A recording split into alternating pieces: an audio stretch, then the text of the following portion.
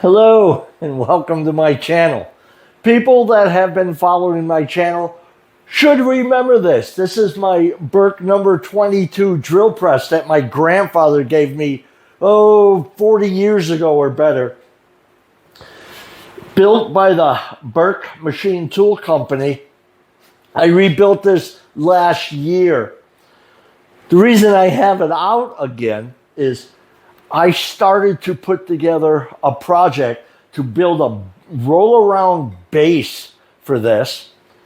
I have an old steel base that I want to transform into a drill press base. I also have an old drill press or mill light, machine light that it's from around this period, but I think it would go good with it, that I need to rebuild. But anyway, I was looking around for that stuff for the project, and I ran across a lot of footage on this motor. I thought I'd show you that, and I thought I'd show you some of the other things that I did with it through the year. Let's get into that. This is the machine I was talking about. This machine was my grandfather's. I think it's time to bring it back to life. I don't think I'm going to bring it back to original. I think what I'm going to do, I'll probably have to change this motor. I can't get this to work, and it's not really important that it's this motor. As you see, it's a 2-speed. I'm not sure if I'm going to keep that. I thought we'd do it by taking it apart first. Let's do that.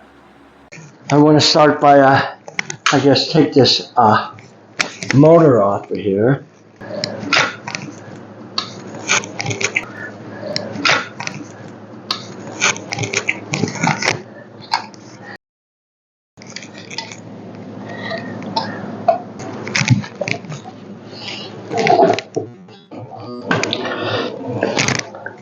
I think I said I'm not going to put this motor back on there unless I sent it out and had it rewound and stuff. The pulley system and the motor. I believe my decision is I want to stay with the flat belt 2-speed pulleys, and I'm going to try to make the original motor work.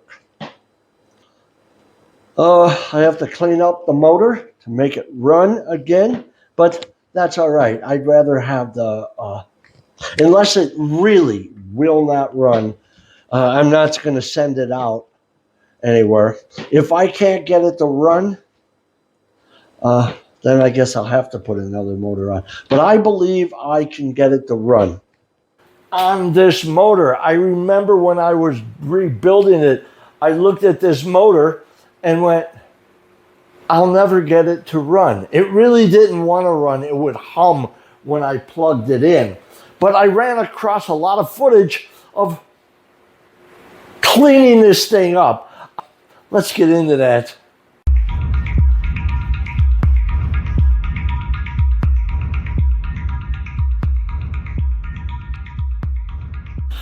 All right, these are the photos that I was talking about. This is just a shot of the end cap wiring. Look at the amount of the sawdust, oily sawdust that's inside. The whole motor was like that, filled up. Here I turned it over to get at the motor mount to remove that. And here I have the motor mount off, and I had the end cap off still. There I pulled the rotor out. There's a close-up of the rotor. The rotor itself looks okay. It's all the stuff around it. I guess that's why it didn't want to run. There was sawdust everywhere. Here I started to pull the second end cap off. There's where you have to wire it. I drew a diagram of where the wires were, It's one of my labels right there. This is an inside view of the end cap, another inside view of the end cap. And here it is, all taken apart. Look at the amount on the right side, all that sawdust. Look at that, sawdust. It's like I threw a cup or two of sawdust in there, and it's all oily. And I really didn't think I was ever going to make this thing run again. It is in bad condition. There it is, all taken apart. And I never really thought, like I said, I was ever going to get it back together and to run again.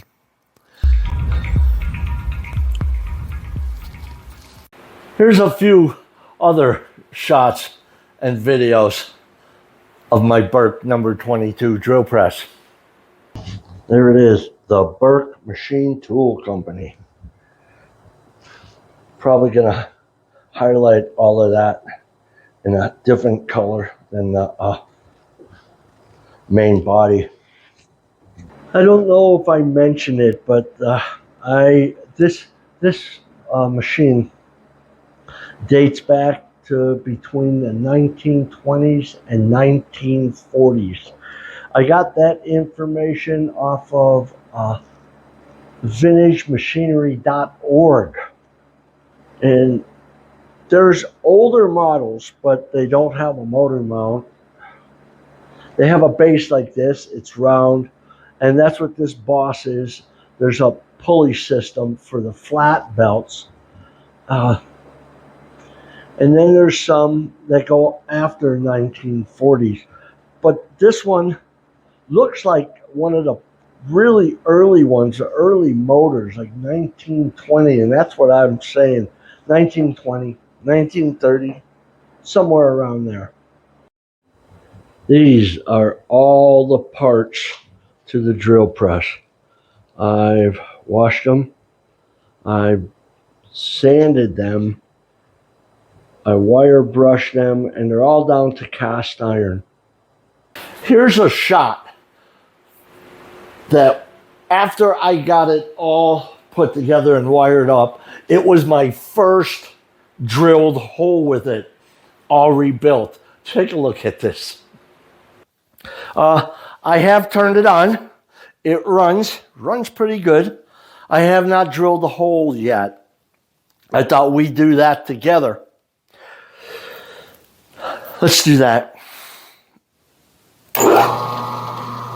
Sounds good. That's a 3/16 drill.